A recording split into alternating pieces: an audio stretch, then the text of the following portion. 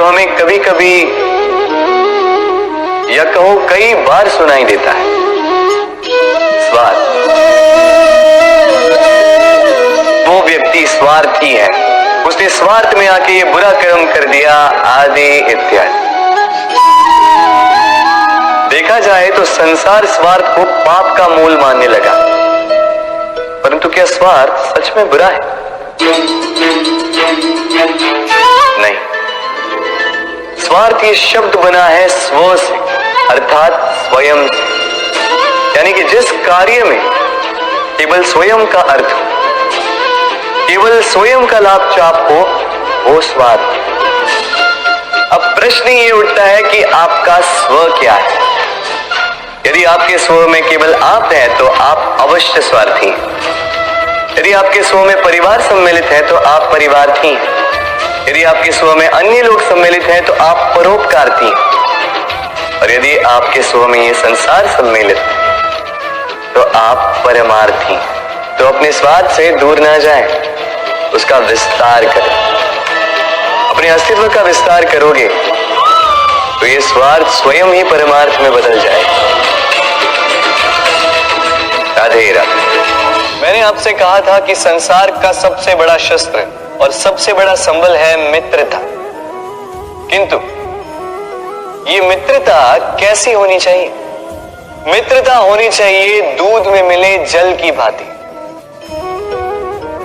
कैसे? दूध में जब जल को मिलाया जाता है तब वो जल स्वयं दूध बन जाता है। तो सोचिए, दूध की मित्रता से जल का अस्तित्व कितना बढ़ गया। किंतु ये कथा यहीं समाप्त नहीं होती।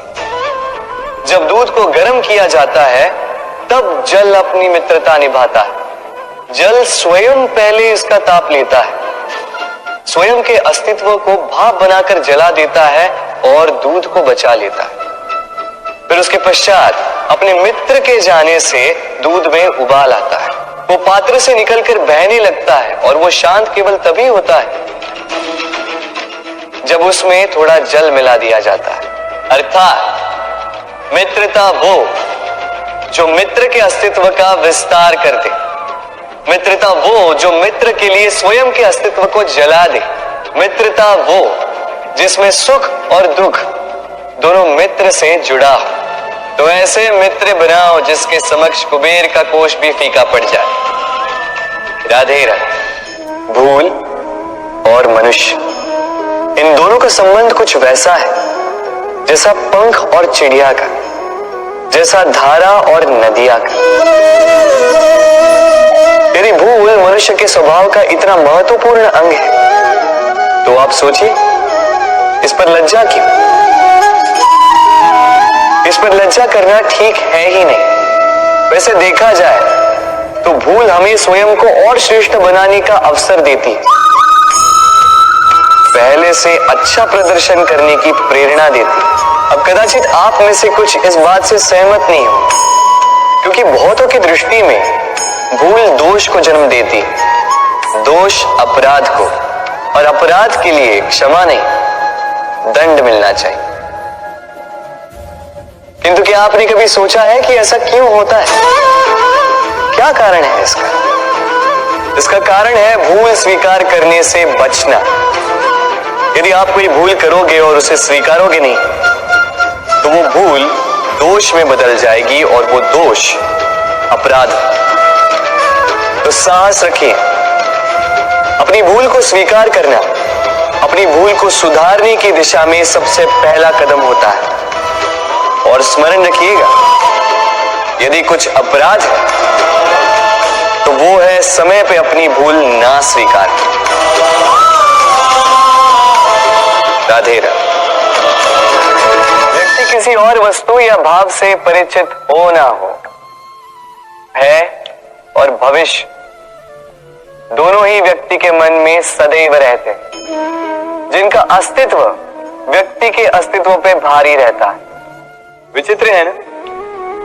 वह वो है जिसे आप नहीं जानते, जो अनजान है, और इसी कारण आपको भय लगता है कि ना जाने क्या होगा।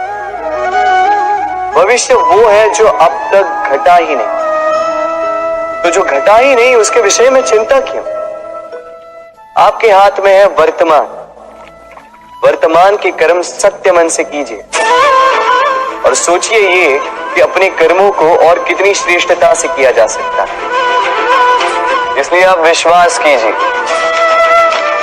यदि वर्तमान के कर्मों को आप सत्य मन से करोगे तो भय स्वयं ही निकल जाएगा और भविष्य का फल अवश्य ही मीठा होगा।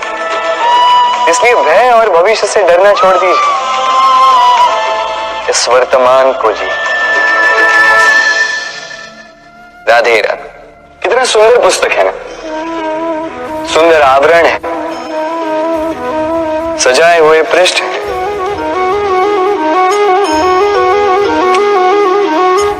किंतु क्या ये सत्य में अद्भुत पुस्तक कहलाने की पात्र है? क्या इसमें जो लिखा है वो सत्य है, प्रेरणादायी है, हमारे लिए मूल्यवान है? कैसे निश्चय लिया जाए इस बात का? अब आप सोचेंगे कि सीधी सी बात है, आवरण को देख के पुस्तक की गुणवत्ता कैसे जानी जा सकती है? इसके लिए तो आपको उसे पढ़ना होगा, उसे समझना होगा, समय देना होगा, है ना? बिल्कुल उचित सोच रहे हैं आप। बस आश्चर्य की बात यह है कि पुस्तक के विषय में आप ये सारी बातें जानते हैं, किंतु किसी व्यक्ति के विषय में आप ये सारी बातें मन में नहीं लाते। व्यक्ति का मूल्यांकन भी उसके वस्त्रों से, उसके शारीरिक रूप से या उसकी सुंदरता से नहीं किया जा सकता। उसके लिए आपको उस व्यक्ति को पढ़ना होगा, उसे समझना होगा, उसे समय देना होगा। पर हम क्या करते हैं? पहनावे, रंग, सुंदरता को देखकर आकर्षित हो जाते हैं, उसे प्रेम समझ बैठते हैं और आए दिन कोई ना कोई ये कहते सुनाई देता है कि उसकी प्रेम कहानी सफल नहीं हो पाई, उसे छल मिला। किंतु इसमें दोष किसी और का नहीं, स्वयं आपका। आपने उस व्यक्ति को समय नहीं दिया, आपने उस व्यक्ति के विचार नहीं परखे। प्रेम 2 क्षण में बनने वाला पकवान नहीं है, इसका स्वाद चखने के लिए आपको जीवन भर का समय देना पड़ेगा। तो समय दीजिए, एक दूसरे के रूप से नहीं, आत्मा से जुड़ी। निश्चित ही मन प्रसन्नता से कह उठेगा, राधे राधे।